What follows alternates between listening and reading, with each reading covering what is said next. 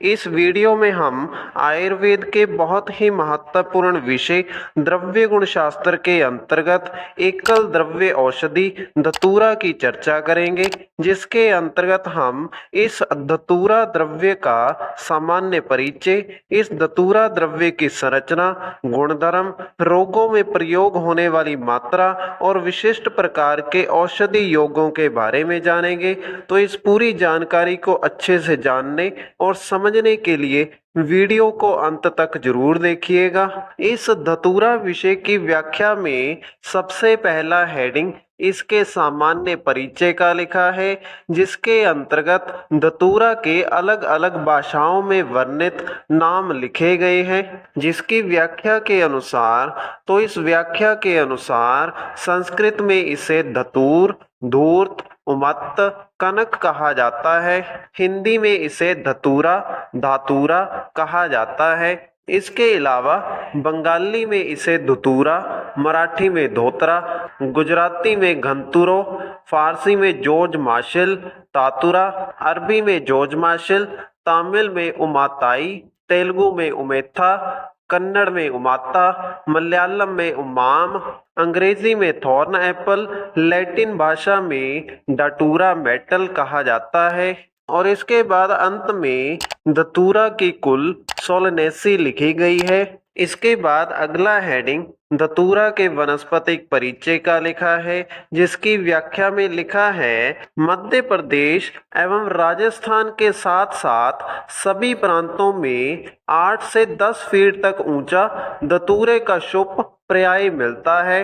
तो इस व्याख्या के अनुसार धतूरे का शुभ अर्थात झाड़ी नुमा पौधा मध्य प्रदेश एवं राजस्थान में विशेष रूप से पाया जाता है। इसके अलावा यह पौधा भारत के सभी प्रांतों में पाया जाता है। इस धतूरे के पौधे की ऊंचाई 8 से 10 फीट तक की होती है। इसके बाद अगला हेडिंग धतूरा के पत्र का लिखा है, जिसकी व्याख्या में लिखा है, लंबे चौड़े त्रिकोण आकार कटे हुए किनारे वाले होते हैं। तो इस व्याख्या के अनुसार धतूरे के पत्ते त्रिकोण आकार आकृति के होते हैं, जो कि ज्यादा लंबाई और चौड़ाई वाले होते हैं, जिनके किनारे कटे हुए दिखाई देते हैं। इसके बाद अगला हेडिंग धतूरा के पुष्प का लिखा है, जिसकी व्याख्या में लिखा है, लगभग 7 इंच तक लंबे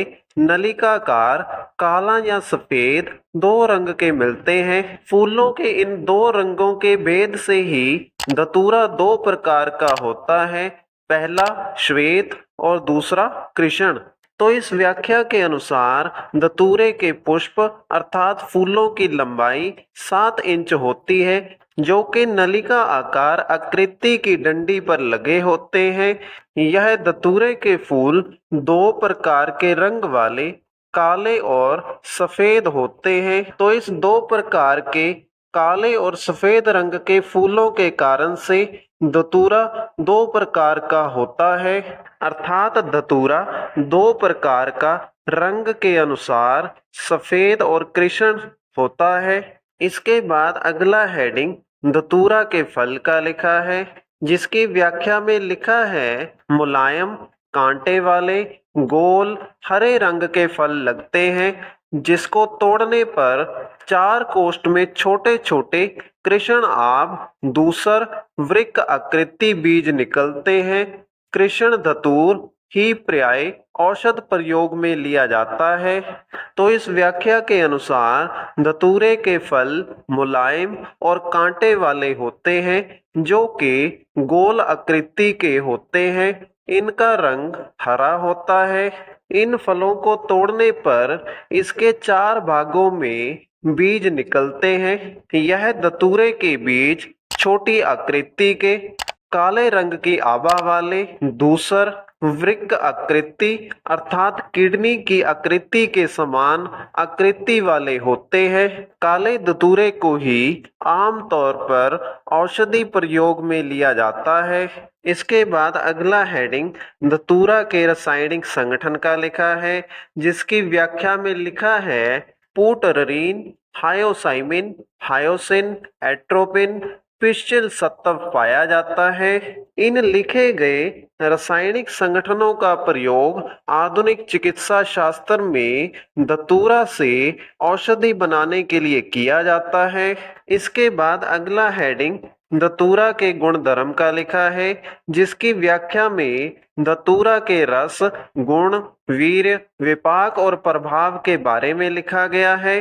जिसके अनुसार धतूरा रस में तिक्त और कटु, गुण में लघु और रूक्ष, वीर्य में उष्ण और विपाक में कटु होता है।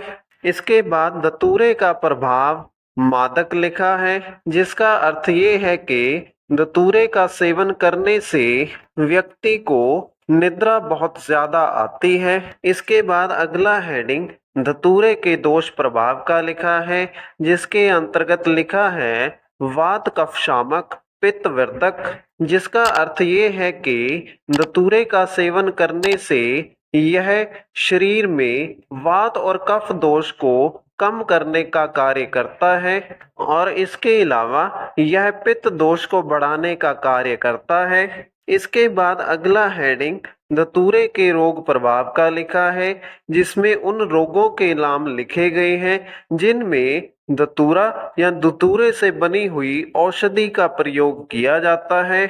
इन रोगों में अलर्कविष, तमक श्वास, विसूचिका, कृमि, विषम ज्वर, शूल, धनुर्वात आदि रोगों का नाम लिखा गया है, जिसमें अलर्क विष का अर्थ रेबीज रोग है, तमक श्वास रोग अर्थात अस्थमा का एक प्रकार है, विसूचिका का अर्थ हैजा रोग है, कृमि रोग का अर्थ पेट में कीड़ों का बनना है, विषम ज्वर टाइफाइड को कहा जाता है, शूल का अर्थ शरीर में किसी भी प्रकार का दर्द होना है, धनुर्वात का अर्थ टेटनस रोग है। इसके बाद अगला हेडिंग धतूरा के प्रयोज्य अंग का लिखा है, जिसकी व्याख्या में इसके पंचांग का नाम लिखा गया है, जिसका अर्थ ये है कि धतूरे के पंचांग का प्रयोग औषधि बनाने के लिए किया जाता है। इसके बाद अगला हेडिंग धतूरा की मात्रा का लिखा है, जिसकी व्याख्या के अनुसार धतूरे के बीज का चूर्ण 60 मिलीग्राम से लेकर 125 मिलीग्राम तक की मात्रा में लेने को लिखा गया है। इसके बाद अगला हेडिंग धतूरा के विशिष्ट योग का लिखा है, जिसके अंतर्गत उन औषधियों के नाम लिखे गए हैं जिनको बनाने के लिए धतूरे का प्रयोग किया जाता है। इन औषधियों में मृत्युंजय रस, ज्वर अंकुश रस, कनक आसव, कनक वट्टी, लक्ष्मी विराज रस का नाम लिखा गया है। इसके बाद अगला हेडिंग धतूरा के विषाक्त लक्षण का लिखा है, जिसमें उन लक्षणों के नाम लिखे गए हैं जो कि किसी भी व्यक्ति में धतूरा के गलत या अधिक प्रयोग करने से दिखते हैं। इन लक्षणों में वमन अर्थात उल्टी का होना, मूर्छा अर्थात चक्कर आना, गल तालु शोष अर्थात मुख में गले और तालू का सूखना, भ्रम स्वेद विकृति अर्थात मानसिक असंतुलन होने के साथ साथ पसीने का ज्यादा आना, कनीनी का विस्तार अर्थात आंखों की पुतली का फैल जाना, ताप वृद्धि अर्थात गर्मी ज्यादा लगना, आक्षेप अर्थात चक्कर आना एवं मृत्यु आदि लक्षण देखने को मिलते हैं। इसके बाद अगला हेडिंग धतूरा के प्रतिरोध का लिखा है, जिसमें उन औषधियों या विधियों के बारे में बताया है जिनका प्रयोग धतूरा के ज्यादा प्रयोग होने या विषाक्त लक्षणों में किया जाता है। इनमें वमन अर्थात उल्टी करवाना, दधि अर्थात दही का प्रयोग, दुग्ध अर्थात दूध का प्रयोग करवाना और मक्खन का प्रयोग करने के बारे में लिखा गया है।